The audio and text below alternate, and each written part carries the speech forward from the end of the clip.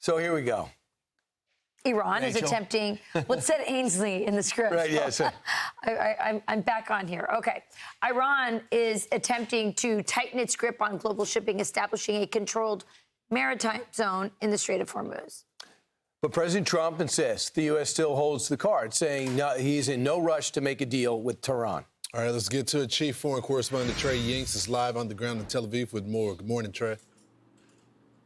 Yeah, hey guys, good morning. Iran's foreign ministry says they are reviewing a new U.S. proposal. This comes as Pakistan's interior minister made a last-minute trip to the Iranian capital of Tehran for talks aimed at moving a possible agreement forward. Iran's foreign minister spoke yesterday with a warning for the United States. Should it become necessary, should the interests of the state dictate that we prepare ourselves in the field of diplomacy, of discussion, of negotiation, then we will prepare ourselves. But with strength, the same strength with which the armed forces prepare themselves in defense of the country.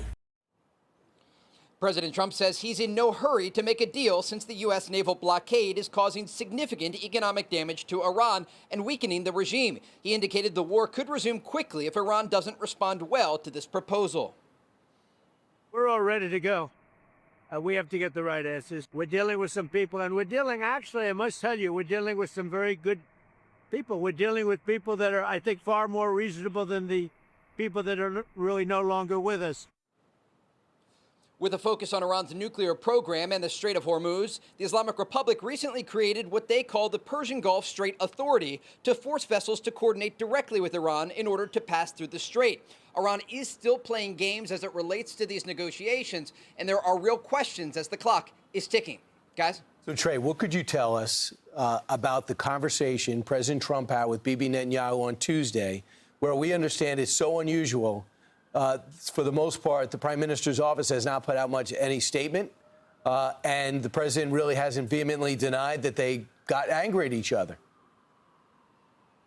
Yeah, reports indicate there was a lengthy, intense conversation between President Trump and the Israeli leader, Prime Minister Netanyahu, as it relates to what comes next in the region. And remember, yesterday, we heard from administration officials who indicated the United States is locked and loaded. Well, the Israelis are also locked and loaded, and there is coordination, I'm told by regional sources, at the highest level between these two countries in preparation for combat operations to resume.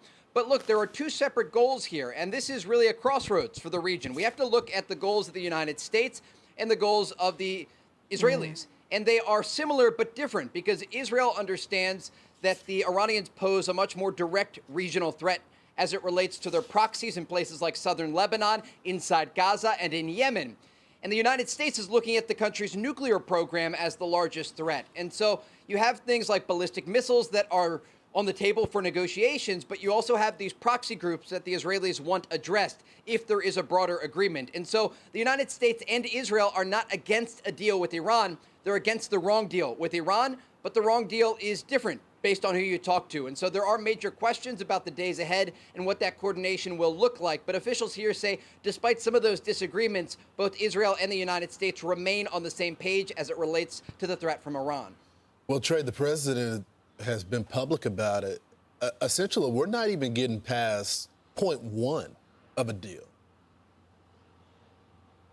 Yeah, President Trump is not going to accept a limited deal with Iran. He's been very clear he's not willing to make concessions with the Iranian regime as it relates to their nuclear program, that highly enriched uranium, or the Strait of Hormuz. And this is a different approach than the Iranians are used to. You think back to the Obama administration when ultimately a deal was reached and pallets of cash were delivered to the Iranian regime. They used that cash to fund the military program that they are using to threaten U.S. forces and allies today.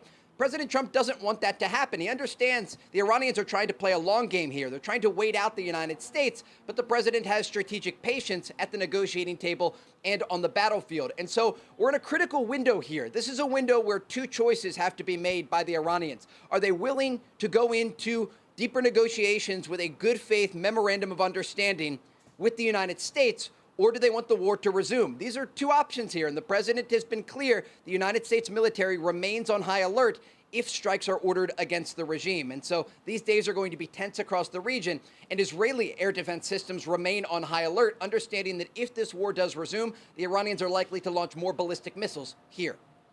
So, Trey, I find this so fascinating, this idea that, you know, the Israel and the United States both want to make sure there's no nuclear Iran, but ultimately there is daylight between the end game for America and the end game for Israel. The president has many advisors around him. What are they saying? What are they advising? I know one of the concerns that I've heard is that sometimes we have someone we're negotiating with, and then our partner Israel will kill that person, and now we don't have anyone to negotiate with. Talk to me about that problem, but also where you think President Trump's advisors are on wrapping this up as quickly as possible with a deal that satisfies the president versus Israel, who perhaps has a goal or an incentive to continue, and as you said, they have a more existential threat. President Trump has been quite clear-eyed on the threat from the Iranian regime. Remember, the Iranians, before Operation Epic Fury, came to the negotiating table and they told U.S. Special Envoy Steve Witkoff they had enough highly enriched uranium at 60% purity to quickly go to 90% and create 11 nuclear bombs. That was the opening position of the Iranian regime. They could create 11 nuclear bombs. And the president took them at face value because he also understands the country's ballistic missile program that they're trying to expand the range for, that we saw during that operation was targeting Gulf countries and U.S. ally Israel. But when we look at what the president is being told, he has a lot of advisors. He has top generals who are giving him information about the realities on the ground. And he is being patient because this is not a light decision to make. When you think about what would happen if the president orders renewed strikes against the Iranian regime, the Iranians do not escalate on a vertical escalation ladder. They escalate on a horizontal ladder because they are in a situation where they know they cannot defeat the U.S. military. There is air superiority over the skies of Iran when President Trump orders strikes. And as a result, they escalate around the Gulf and against U.S. ally Israel. Guys? All right. Thanks so much, Trey. I'll put it in perspective. I mean, the one thing they all agree on, you got to get the uranium out, and they have to go to zero enrichment.